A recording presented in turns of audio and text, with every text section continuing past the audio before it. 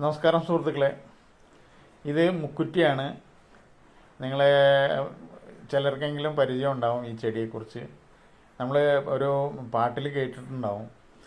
മുക്കുറ്റി ചാന്തിനാൽ കുറി വരച്ച് നിൽക്കുന്ന കല്യാണ പെണ്ണല്ലേ നീ.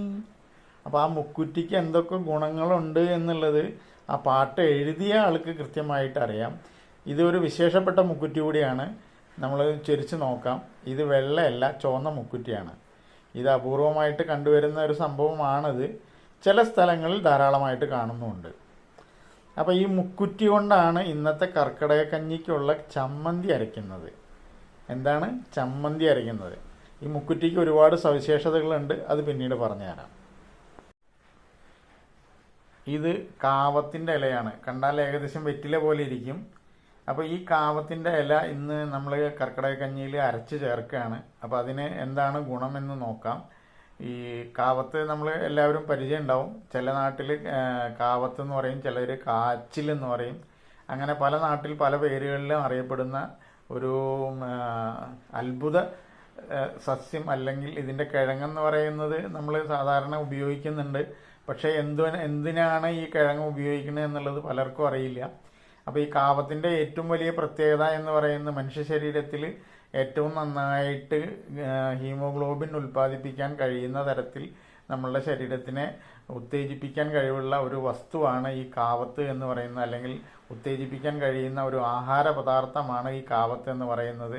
നമ്മൾ ഈ എന്താ പറയുക, ഒരിക്കലെടുക്കുന്ന ആളുകൾ ഈ കാവത്താണ് ആ സമയത്ത് ധാരാളം പണ്ടൊക്കെ കഴിച്ചിട്ടുണ്ടായിരുന്നത്. ഇന്നൊക്കെ മാറിയിട്ടുണ്ടാവാം. പക്ഷേ അന്ന് കാലത്തുള്ളവർക്ക് ഇതിനെക്കുറിച്ച് കൃത്യമായിട്ട് വിവരവും അതുപോലെ തന്നെ ഇതിൻ്റെ ശാസ്ത്രീയമായിട്ടുള്ള ഗുണങ്ങളും അറിയുമായിരുന്നു. അപ്പോൾ അതുകൊണ്ടായിരിക്കാം അവരത് ഈ പറയുന്ന ഒരിക്കൽ എന്ന് പറയുന്ന ഒരു പ്രാവശ്യം മാത്രം കഴിക്കുന്ന ആഹാരത്തെയാണ്, അല്ലെങ്കിൽ അങ്ങനെ എടുക്കുന്ന നോമ്പിനെയാണ്, 24 മണിക്കൂറിനുള്ളിൽ ഒരു നേരം മാത്രം ആഹാരം കഴിച്ചിരിക്കുന്നതിനാണ് നമ്മൾ ഒരിക്കൽ എന്ന് പറയാം. ആ സമയത്ത് ഒരിക്കലും നമ്മൾ ഈ അരിയോ അല്ലെങ്കിൽ മറ്റ് ധാന്യവർഗ്ഗങ്ങൾ കൊണ്ടുള്ള ആഹാരങ്ങൾ കഴിക്കാറില്ല. അപൂർവമായി എന്തെങ്കിലും പയറുവർഗ്ഗങ്ങളോ അതല്ലെങ്കിൽ ഇതുപോലുള്ള കാവത്ത് പോലുള്ള സാധനങ്ങളോ, കാവത്ത്, ചേന, അതുപോലെ നമുക്ക് ഔഷധപ്രധാനമായിട്ടുള്ള കിഴങ്ങ് വർഗ്ഗങ്ങളാണ് ആ സമയത്ത് കഴിക്കുക. അപ്പോൾ അത് എന്തുകൊണ്ടാണെന്ന് ചോദിച്ചാൽ നമ്മുടെ മനുഷ്യ ശരീരത്തിൽ ഏറ്റവും കൂടുതൽ ഹീമോഗ്ലോബിൻ ഉൽപ്പാദിപ്പിക്കാൻ കഴിയുന്ന തരത്തിലേക്ക് നമ്മുടെ ശരീരത്തിന് ഒരു ഔഷധമായിട്ട് ഉപയോഗിക്കാവുന്ന ഒരു സാധനമാണ് കാവത്ത് എന്ന് പറയുന്നത്. അപ്പോൾ ഇന്ന് നമ്മൾ കാവത്തിൻ്റെ ഇല ഉപയോഗിക്കുമ്പോഴുള്ള ഗുണം എന്ന് പറയുന്നത് ഇതിൻ്റെ കിഴങ്ങിലുള്ള അതേ ഗുണം തന്നെയാണ് ഈ ഇലയിലും ഉള്ളത്. അതിൻ്റെ കാരണം എന്ന് പറയുന്നത്, ഇപ്പോൾ കർക്കിടക മാസം കാലമാണല്ലോ. അപ്പോൾ കർക്കിടക മാസത്തിലേക്ക് നമുക്ക് ഈ ഇലയിലൂടെ കൂടുതലായിട്ട് കിഴങ്ങിലേക്ക് എത്താനുള്ള സാഹചര്യം വളരെ കുറവാണ്. കാരണം സൂര്യപ്രകാശം വളരെ കുറവാണ്. എല്ലാവർക്കും അറിയാം, ഇന്നത്തെ ദിവസം നല്ല മഴയുമുണ്ട്. അപ്പം ആകാശം മേഘാവൃതമായിട്ട് നിൽക്കുകയാണ്. അപ്പോൾ ഈ ഇലകൾ നമ്മൾ ഇന്ന് ആഹാരമായിട്ട് കഴിക്കുന്ന സമയത്ത് ഇതിലടങ്ങിയിരിക്കുന്ന മഗ്നീഷ്യവും അതുപോലെ തന്നെ മറ്റു രാസഘടകങ്ങളും എല്ലാം തന്നെ നമ്മളുടെ ഈ ബ്ലഡ് സർക്കുലേഷനെ ഉത്തേജിപ്പിക്കാനും അതേപോലെ തന്നെ നല്ല ബ്ലഡ് നിലനിർത്താനും ബ്ലഡിലുള്ള അധികരിച്ചിട്ടുള്ള കൊഴുപ്പിനെ പുറന്തള്ളാനും ഇത് നല്ലോണം നമുക്ക് സഹായിക്കുന്നുണ്ട്. അതുകൊണ്ടാണ് ഞങ്ങൾ ഇന്നത്തെ കഞ്ഞിയിൽ കാവത്ത് ഒരു ഔഷധമായിട്ട് ചേർക്കാൻ പോകുന്നത്.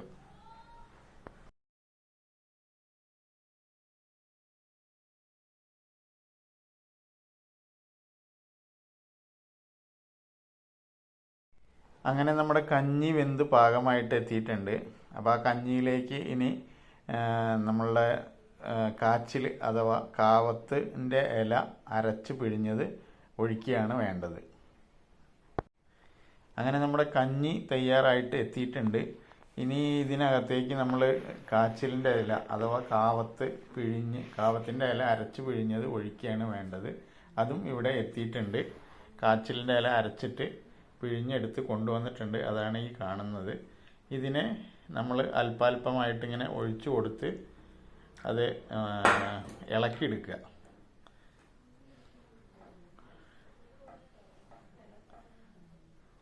അപ്പം നമുക്ക് ഈ ഏകദേശം ഒരു ചെറിയ പച്ചക്കളർ കിട്ടും. അപ്പോൾ ഇത് നമ്മൾ കഞ്ഞി വെച്ച് ഇറക്കി വിടുമ്പോൾ തന്നെയാണ് ഇത് ചെയ്യേണ്ടത്. അങ്ങനെ ആ ഒരു ചെറു ചൂടിൽ ഉള്ള വേവയാണ് ഈ ഇലയ്ക്ക് വരാൻ പാടുള്ളൂ. അതിൽ കൂടുതൽ വേവാൻ പാടില്ല. അടുപ്പത്ത് കിടന്ന് തിളയ്ക്കാനോ അല്ലെങ്കിൽ അത് കിടന്ന് വെന്ത് മറ്റൊരു രീതിയിലേക്ക് മാറുകയോ ചെയ്യരുത്. ഇങ്ങനെയാണ് ഇത് ചെയ്തെടുക്കേണ്ടത്. അപ്പോൾ നമ്മളെ സാധാരണ കഞ്ഞിക്കൂട്ട് എങ്ങനെയാണോ ആ കഞ്ഞിക്കൂട്ട് ഓരോരുത്തരും ഓരോ രീതിയാണെന്ന് ഞാൻ പല പ്രാവശ്യം പറഞ്ഞു കഴിഞ്ഞു. ഞങ്ങളുടെ കഞ്ഞിക്കൂട്ട് മില്ലറ്റാണ് കൂടുതൽ ഉള്ളത്. മില്ലറ്റ്, നവരരി അങ്ങനെ എല്ലാം കൂടി ചേർത്തിട്ടുള്ള പയറുവർഗ്ഗങ്ങളൊക്കെ കൂടി ചേർത്തിട്ടുള്ളതാണ്. അപ്പോൾ അതാണ് ഈ വേവിച്ചെടുത്തിരിക്കുന്നത്. ആ വേവിച്ചെടുത്തതിലേക്കാണ് നമ്മൾ കാവത്ത് അഥവാ കാച്ചിലിൻ്റെ ഇല പിഴിഞ്ഞ് ഒഴിച്ചിരിക്കുന്നത്. അപ്പോൾ നമസ്കാരം. ഇന്നത്തെ കർക്കിടക കഞ്ഞി എങ്ങനെയാണ് ഉണ്ടാക്കുന്നത്, അല്ലെങ്കിൽ എന്താണ് നമ്മളിന്ന് ഔഷധമായിട്ട് ചേർത്തിരിക്കുന്നത് എന്നുള്ളത് ഞാൻ നേരത്തെ ഉള്ള വീഡിയോയിൽ പറഞ്ഞു കഴിഞ്ഞു. അപ്പോൾ പലർക്കും സംശയം ഉണ്ടാവും കാവത്തിൻ്റെ ഇല അങ്ങനെ ഉപയോഗിക്കാൻ പറ്റുമെന്ന്. കർക്കിടക മാസത്തിൽ കാവത്തിൻ്റെ ഇല ഉപയോഗിക്കുന്നത് വളരെ ഗുണപരമായിട്ടുള്ളൊരു കാര്യമാണ്. കാരണം ഈ ആഹാരം അല്ല പാചകം ചെയ്യാൻ ചെടികൾക്ക് സൂര്യപ്രകാശം ആവശ്യമാണെന്ന് നമ്മൾ എല്ലാ ക്ലാസ്സുകളിലും അല്ലെങ്കിൽ ചെറിയ ക്ലാസ്സുകളിൽ ബയോളജി പഠിപ്പിക്കുന്ന സമയത്ത് പഠിപ്പിച്ചിട്ടുണ്ടാവും. അപ്പോൾ ഫോട്ടോസിന്തസിസ് എന്നാണ് അതിന് പറയുന്നത്. ഫോട്ടോസിന്തസിസ് നടക്കാത്ത ഒരു സമയമാണ് സൂര്യപ്രകാശം കുറവുള്ള ഒരു സമയം. അപ്പോൾ ഈ സൂര്യപ്രകാശം കുറവുള്ള സമയത്ത് ഫോട്ടോസിന്തസിസ് നടന്നിട്ടില്ലെങ്കിൽ ആ പ്രക്രിയ നടക്കാത്തത് കൊണ്ട് ഉണ്ടാവുന്നത് എന്താണെന്ന് വിചാരിച്ചാൽ അവിടെ അത് ഡെപ്പോസിറ്റ് ആവുകയാണ് ഉണ്ടാവുന്നത്. അപ്പോൾ ഇലകളിലായിരിക്കും കൂടുതൽ നമ്മളുടെ ഈ പറയുന്ന കിഴങ്ങ് വർഗ്ഗങ്ങളുടെ എല്ലാ തരത്തിലുള്ള ഔഷധ ഗുണങ്ങളും അടങ്ങിയിട്ടുണ്ടാവുക. അതാണ് ആൻറ്റി ഓക്സിഡൻറ്റുകൾ, അതേപോലെ തന്നെ പിന്നെ നാരുകൾ ധാരാളം അടങ്ങിയിട്ടുണ്ട്. പിന്നെ എന്താണ് നമ്മളുടെ മാഗ്നീഷ്യം, അതേപോലെ തന്നെ നമ്മളുടെ ശരീരത്തിന് ആവശ്യമായിട്ടുള്ള എല്ലാ തരത്തിലുള്ള വൈറ്റമിനുകളും അടങ്ങിയിട്ടുള്ള ഒരു ഇലയാണ് ശരിക്കും പറഞ്ഞാൽ കാവത്തിൻ്റെ ഇല. അതുകൊണ്ട് തന്നെ നമ്മൾ ഈ HB കുറയുന്ന സാഹചര്യങ്ങളിൽ കാവത്തിൻ്റെ കിഴങ്ങ് നമ്മൾ കൊടുക്കാൻ പറയാറുണ്ട്. കാവത്തിൻ്റെ കിഴങ്ങ് കൊടുത്തിട്ട് ആളുകളിൽ ചെറുപ്പം മുതൽ ഞാൻ ഒരു സ്ത്രീയെ നേരത്തെ ചികിത്സിച്ചിട്ടുണ്ട്. ചെറുപ്പം മുതൽ അവർക്ക് HB പ്രോബ്ലം ഉള്ള ആളാണ്. ഞാൻ കാണുമ്പോൾ അവർക്ക് ഏകദേശം 45 വയസ്സിന് മുകളിൽ പ്രായമുണ്ട്. ആ സമയത്തും അവർക്ക് HB പ്രോബ്ലം ഉണ്ട്. HB അവർക്കൊരിക്കലും 7, 8 അതിൻ്റെ മുകളിലേക്ക് വന്നിട്ടില്ല എന്നാണ് പറഞ്ഞത്. ഞാനത് അവരെ ചികിത്സിച്ചത് എങ്ങനെയാണെന്ന് വിചാരിച്ചാൽ ഈ പറയുന്ന കാവത്ത് പൊടിച്ചത്, ഉണക്കി പൊടിച്ചത് തേനിൽ ചാലിച്ച് കഴിക്കാൻ ഡെയിലി കാലത്ത് പറഞ്ഞാണ് അവർക്ക് HB കൂട്ടാൻ വേണ്ടിയിട്ട് കൊടുത്തത്. അവർക്ക് അതിനോടൊപ്പം ഞാൻ കുറച്ച് വേറെ ചികിത്സകളും എൻ്റെ അടുത്ത് വന്ന് ചെയ്യാനും അതേപോലെ തന്നെ വേറെ കുറേ കാര്യങ്ങളൊക്കെ ഞാൻ പറഞ്ഞിരുന്നു. കൃത്യമായിട്ട് അവർ ചെയ്ത് അവർക്ക് HB 12 ഒരുപക്ഷെ ഇത് കേൾക്കുന്ന നിങ്ങൾക്ക് അതിശയം തോന്നാം. ഒരതിശയവും തോന്നണ്ട. ഇങ്ങനെ ചില ഒറ്റമൂലികൾ നമ്മുടെ നാട്ടിലുണ്ട്. ഇത് പണ്ട് നമ്മളുടെ ആയുർവേദം അല്ലെങ്കിൽ പാരമ്പര്യ വൈദ്യന്മാരൊക്കെ ഇതൊക്കെ തിരിച്ചറിഞ്ഞിട്ടുള്ള ആളുകളാണ്. അതൊന്നും നമുക്ക് പലരും ഇത് പറഞ്ഞു കൊടുക്കാൻ മടിക്കുന്ന ആളുകളുണ്ട്. എനിക്കത് ആ ഒരു ബുദ്ധിമുട്ടില്ലാത്ത കാരണം കൊണ്ടാണ് ഞാനിത് പറഞ്ഞു തരുന്നത്. ഞാനിപ്പോൾ ഇന്ന് കാലത്ത് ഇവിടെ ഞങ്ങൾ താരേക്കാട് ഗ്രാമത്തിലാണല്ലോ താമസിക്കുന്നത്, പാലക്കാട്. അപ്പോൾ അവിടെ ഈ വീടുകളിലൊക്കെ പണിക്ക് പോകുന്ന ഒരു അമ്മ കോൺസ്റ്റിപ്പേഷനായിട്ട് വന്നു. അപ്പോൾ അതിന് 6 ദിവസം 7 ദിവസം കൂടുമ്പോഴേക്കാണ് അതിൻ്റെ ശോധന നടക്കുന്നതെന്നാണ് പറഞ്ഞത്. ഞാൻ വളരെ നിസ്സാരമായിട്ട് അവരോട് പറഞ്ഞ്, എനിക്കറിയാം അവർക്ക് ചികിത്സിക്കാൻ സാമ്പത്തിക ശേഷിയൊന്നുമില്ല, പക്ഷേ നമ്മൾ എന്തെങ്കിലും ചെറിയൊരു കാര്യം പറഞ്ഞു കൊടുത്താൽ അവർക്ക് അത് കിട്ടുകയാണെന്നുണ്ടെങ്കിൽ നന്നായിരിക്കും എന്ന് എനിക്ക് തോന്നി. അപ്പോൾ ഞാനതൊരു നല്ല കാര്യമാവട്ടെ എന്നുള്ള രീതിയിൽ അവരോട് ഞാൻ ആകെ ആവശ്യപ്പെട്ട ഒരൊറ്റ കാര്യം എന്ന് പറയുന്നത് ഒരു എനിമാക്കാൻ വാങ്ങാനാണ്. ഒരു എനിമാക്കാൻ വാങ്ങി. എന്നിട്ട് ഞാൻ അവരോട് പറഞ്ഞു, നിങ്ങൾ രാത്രി കിടക്കുന്ന സമയത്ത് ഒരു കാര്യം ചെയ്യുമോ, കുറച്ച് ചക്കരക്കിഴങ്ങ് പുഴുങ്ങി കഴിക്കുമെന്ന് പറഞ്ഞു. ഞാനിപ്പോൾ ഞാൻ ഒരു ത്രിപുര ട്രിപ്പൊക്കെ കഴിഞ്ഞിട്ടാണല്ലോ വന്നത്. ഇപ്പോൾ ഇന്ന് കാലത്ത് ഞാൻ അവരെ റോഡിലിറങ്ങി നിൽക്കുന്ന സമയത്ത് അവിചാരിതമായിട്ട് കണ്ടു. അവർ പറയുന്നു, എനിക്ക് ഇപ്പോൾ കുഴപ്പമില്ലാതെ എല്ലാ ദിവസവും കൃത്യമായിട്ട് വയറ്റിന്ന് പോകുന്നുണ്ട്, ഞാനിത് എത്ര ദിവസം കഴിക്കണം എന്നാണ് അവർ ചോദിച്ചത്. അപ്പം ഞാനൊരു 41 ദിവസം കഴിച്ചോളാൻ പറഞ്ഞു. കാരണം എന്താ വെച്ചാൽ ഈ ചക്കരക്കിഴങ്ങ് കഴിക്കൽ അത്ര ബുദ്ധിമുട്ടുള്ള കാര്യമൊന്നുമല്ലല്ലോ. സാമ്പത്തിക ശേഷി അത്ര വലിയ കാര്യമായിട്ട് വേണ്ട കാര്യമല്ല. അപ്പോൾ വളരെ നിസ്സാരമായിട്ടുള്ള ഒരു കാര്യമാണെങ്കിൽ പോലും ചിലപ്പോൾ ചിലർക്കത് വളരെ നല്ല രീതിയിൽ ഗുണപ്പെടും. അങ്ങനെ ഗുണപ്പെടുന്ന ആൾക്കാരെ കണ്ടാൽ തിരിച്ചറിയുക കൂടി വേണം കേട്ടോ. അല്ലാതെ വെറുതെ കയറിയിട്ട് എല്ലാവർക്കും ഇത് കൊടുത്താൽ ശരിയാവും, മറ്റേ ഈ മറ്റന്മാർ പറയുന്ന പോലെ ഈ ഗുളിക കഴിച്ചാൽ മതി ഷുഗർ മാറും, ഈ ഗുളിക കഴിച്ചാൽ പ്രഷർ മാറും, ഈ ഗുളിക കഴിച്ചാൽ നമ്മളുടെ കൊളസ്ട്രോൾ നിയന്ത്രിക്കും എന്ന് പറയുന്ന രീതിയല്ല നമ്മളുടേതായിട്ടുള്ള ചികിത്സാശാസ്ത്രത്തിൽ.